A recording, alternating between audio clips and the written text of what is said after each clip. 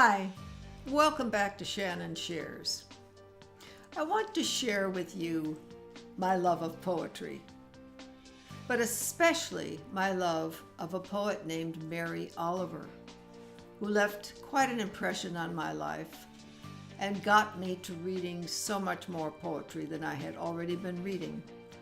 I received her first book as a gift in 1996. And from then on, Mary Oliver is at the top of my list. She just died in January at the age of 83, and I will miss looking forward to her next book very much. But let me read a couple of her poems to you and let you be your own judge.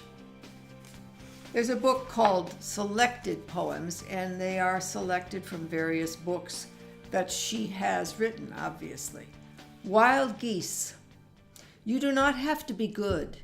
You do not have to walk on your knees for 100 miles through the desert, repenting. You only have to let the soft animal of your body love what it loves. Tell me about despair, yours, and I will tell you mine. Meanwhile, the world goes on. Meanwhile, the sun and the clear pebbles of the rain are moving across the landscapes, over the prairies and the deep trees, the mountains and the rivers. Meanwhile, the wild geese, high in the clean blue air, are heading home again.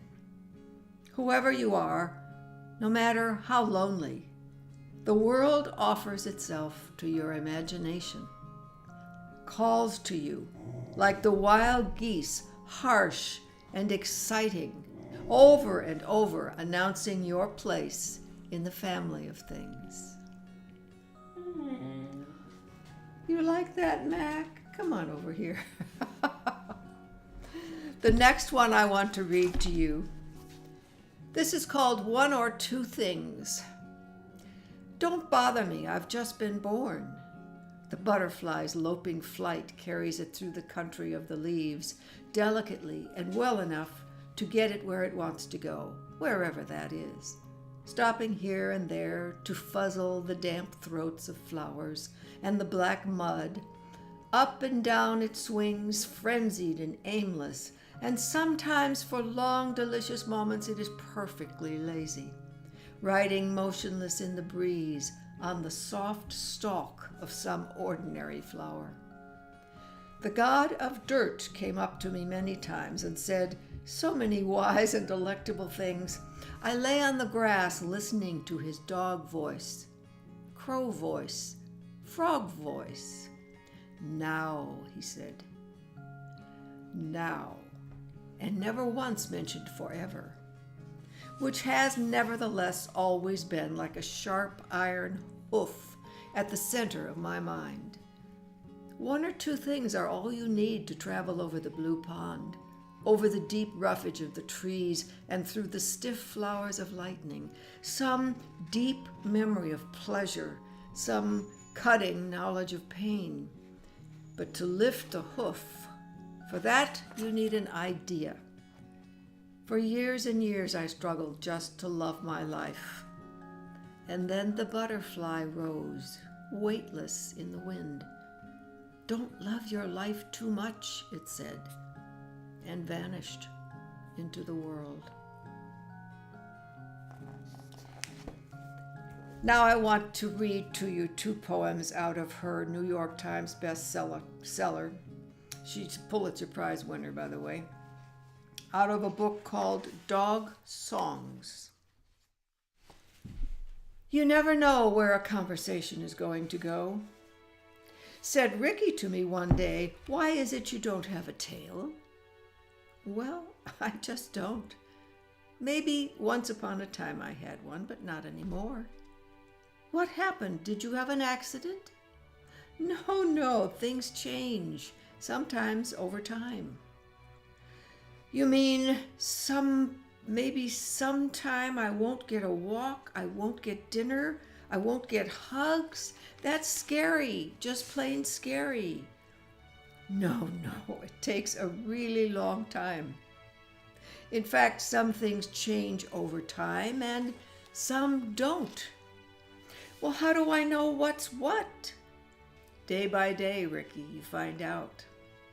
Has anything changed that troubled you? Actually, nothing. I like everything a lot every day. Well, see? Just keep on liking and praying.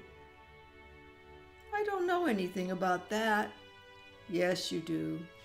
Every time you wake up and love your life and the world, you're praying, my dear boy.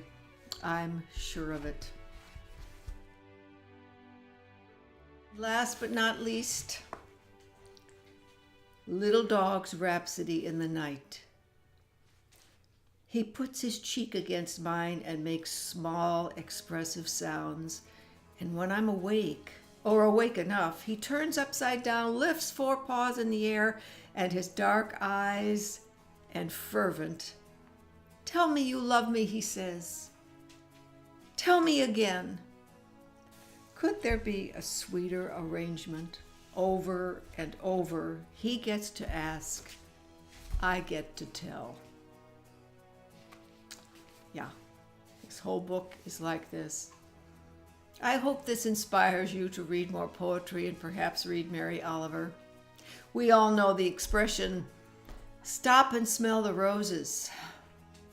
But poetry teaches you to stop and smell and see and listen and touch and taste. Teaches you so much deep thought and gives you a lot of serenity. Go ahead, buy another poetry book. See you soon.